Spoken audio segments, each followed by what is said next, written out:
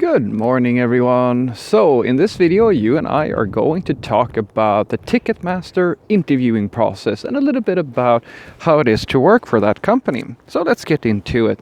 Now, I'm making this video because I've realized something, and that is that there's a lot of people who seem to you may not know this, but I actually have a really old video where I talk about my experiences going through the Klarna interview process, and I've had a few people reach out about, all right, how was the process, tips and tricks, that sort of thing. And I usually shut these types of requests down because I don't believe that it's right for me to kind of give, how do I put it, to give some type of indicator as to how to do well in the interviewing process, because I think that an interview process is designed to give an honest view from the company's perspective about you as an individual. It's a two-way street. So if you're coming in there with prior knowledge, you're not going to it's going to mess up the interview process. At least that's what I think. But that also made me realize that there are quite a few people who are hired by Ticketmaster and want to work at that company. So I wanted to share my experiences. So I started working for Ticketmaster roughly 2 years ago. I'm not working there today, anywho. But when I started the interviewing process, I was basically contacted by a very nice manager who was at the time working there. His name was Matthew French. Absolute lovely manager, one of the nicest people I've ever had for a boss. And we kind of started going through the process, and I was presented first and foremost with a verbal interview where I got to speak with probably one of the most skilled front-end. He's not specifically a front-end. That's the genius part about it. He's an architect. His name is Oliver Turner, and he is one of the, apart from being the most British person I've ever met and an absolute delight to have a conversation with, he is actually an extremely skilled front-end developer, and I was being hired for a front-end position, so he conducted the interview. A lot of very relevant questions for somebody working at a really large company, asking things about actual relevant things to a front-end position, such as CSS properties, behaviors, stuff of that nature, different tools, all of these types of things. So he really knew his stuff. I was really impressed. And in that one interview, he introduced me to BEM, basically, block element modifiers, which was, I actually told him in the interview, I just told him right away when I actually had checked it out, that this is like the best tip I could have gotten. He leveled up my CSS skills like immediately. Anywho, so that was the verbal part of it all, right? And then I got a code test, which once again, it is probably one of the only 2 front-end tests that I have ever received that I really enjoyed, that I thought that this is relevant. Because most people have no idea how to interview a front-end developer, not by a long shot. Most people will ask a front-end developer to sit and do computer science and mathematics and stuff of that nature. Maybe that is relevant to your business, but the test at Ticketmaster was basically build an application that did an integration to a third-party API and show it on a page. In other words, real type of thing, the sort of thing that you're actually going to do. I was actually the one who reviewed the senior code test as well for my colleague Alan, which was a very similar experience where you actually get to build a client-side facing UI with functionality in things such as React, for example.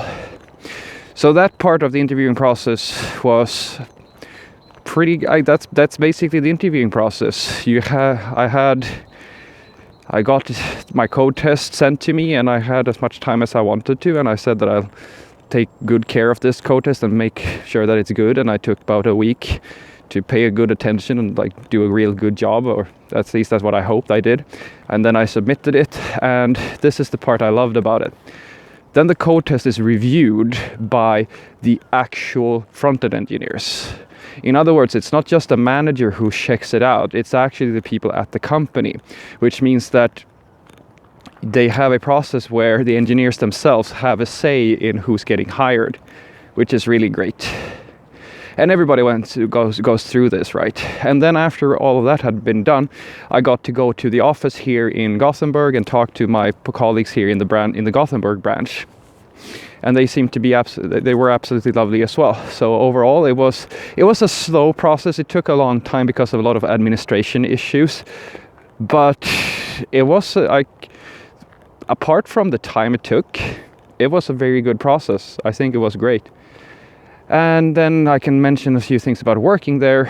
I can only speak for myself here in Gothenburg, and having that connection to the UK and where the main branch of the offices basically is, for here in Europe at least. So we had remote call-ins, all the developers from all the different branches, and it's very much what you would expect from a large-scale company, where you have everything. You have the good and the bad, as you have in any big organization.